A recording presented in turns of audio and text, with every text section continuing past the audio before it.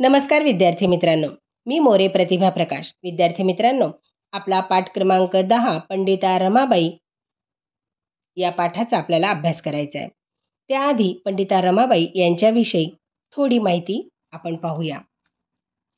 पंडिता रमाबाई या महाराष्ट्रातील एक थोर समाजसुधारक व विदुषी होऊन गेल्या. 23 एप्रिल 1858 रोजी मंगळूर जवळच्या गंगामूळ येथील डोंगरावर डोंगरे नावाच्या चित्पावन ब्राह्मण कुलात रमाबाईंचा जन्म झाला. त्यांच्या वडिलांचे नाव अनंतशास्त्री आणि आईचे नाव लक्ष्मीबाई असे होते. दोघेही संस्कृत पंडित होते. तीर्थयात्रेसाठी अनंतशास्त्रींनी गंगामूळ सोडले तेव्हा रमाबाई फक्त 6 महिन्याच्या होत्या. पायी तीर्थयात्रा करीत हिंडत असताना रमाबाई 15-16 वर्षाची होईपर्यंत तिच्या वडिलांनी प्रवासातच तिला संस्कृत काव्ये व शास्त्रे शिकवली. रमाबाई तेवढ्या त्या वयातच पंडिता झाल्या. पुढे हे कुटुंब 15-16 वर्षांनी त्या काळच्या मद्रास इलाख्यात गेले. तेथे पडलेल्या मोठ्या दुष्काळामुळे त्या दुष्काळात रमाबाईंच्या आईवडिलांचा व मोठ्या बहिणीचा मृत्यू झाला.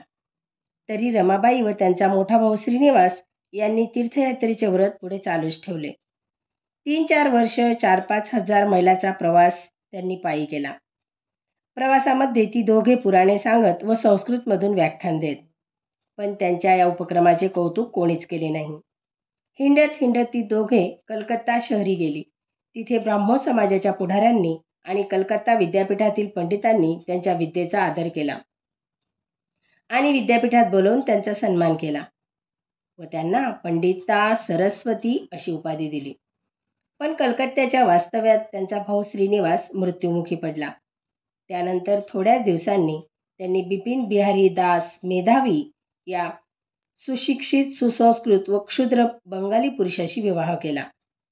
पण या आंतरजातीय व आंतरप्रांतीय विवाहाने त्या काळात लोकमत फारच क्षुब्ध झाले. रमाबाईंना विवाह सौख्य फार काळ लाभले नाही. विवाहानंतर अवघ्या 19 महिन्यात बिपिन बाबू कॉलऱ्यामुळे कालवश झाले. पंडिताबाईंना एक मुलगी झाली होती. तिचे नाव त्यांनी मनोरमा असे ठेवले. त्यानंतर त्या कलकत्त्याहून पुण्यास आल्या. महाराष्ट्रात आल्यावर त्यांनी इंग्रजीचा अभ्यास करायचा असे ठरविले. पुण्यामध्ये बायकांच्या सभेत केरुनाना छत्रे त्यांना शिकवित असत. पुण्यातील या भगिनी मंडळातील प्रत्येकाच्या घरी दर आठवड्याला रमाबाईंनी पुराण सांगण्याचे ठरविले.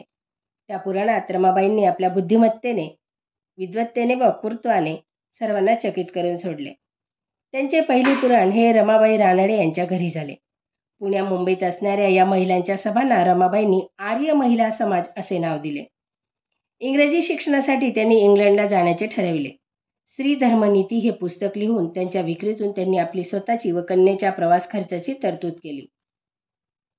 इंग्लंडला गेल्यावर तिथे परित्यक्त स्त्रियांसाठी होत असलेले कार्य पाहून त्यांना फार आश्चर्य वाटले. या सेवेचे मूळ त्यांना ख्रिस्तांच्या व्यक्तिमत्वात सापडते आणि ख्रिस्ती धर्माकडे त्यांचे मन आकृष्ट झाले. 1883च्या सप्टेंबर महिन्यात त्यांनी मनोरमा या दोघींनी बाप्तिस्मा घेऊन ख्रिस्ती धर्म स्वीकारला. नंतर 1885 मध्ये अमेरिकेत फिलाडेल्फिया येथील स्त्रियांच्या वैद्यकीय कॉलेजातील प्राचार्य डॉक्टर बॉडले यांनी रमाबाईंना अमेरिकेत येण्याचे निमंत्रण दिले. त्याच कॉलेजात आनंदीबाई जोशी शिकत होत्या. आनंदीबाई जोशी म्हणजे डॉक्टर आनंदीबाई गोपाळ जोशी ह्या होत. आनंदीबाईंनी त्यांना अमेरिकेत येण्याचा आग्रह केला. रमाबाई आनंदीबाईंच्या पदवीदान समारंभाला उपस्थित राहिल्या. अमेरिकेतील स्त्रियांची प्रगती व तिथली शिक्षण पद्धती पाहून रमाबाई फार खुश झाल्या.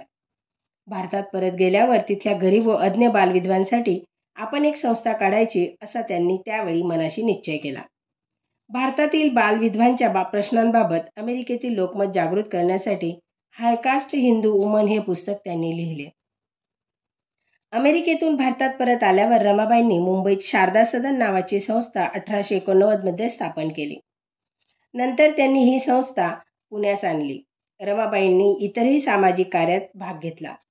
हिंदी नॅशनल काँग्रेसला इसवी सन 1889 मध्ये प्रथमच स्त्री प्रतिनिधी पाठविण्याच्या कामी त्यांनी पुढाकार घेतला.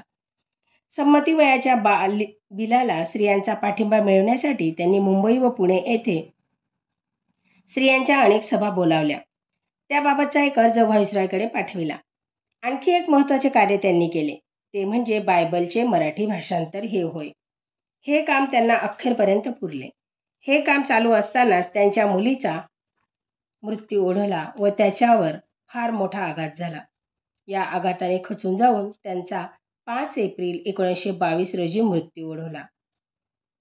पंडिता रमाबाईंच्या हिमतीचे व विद्वत्तेचे कौतुक महाराष्ट्राने केले, पण त्यांच्या प्रत्यक्ष अप्रत्यक्ष चाललेल्या धर्मांतराला त्यांनी विरोधही केला.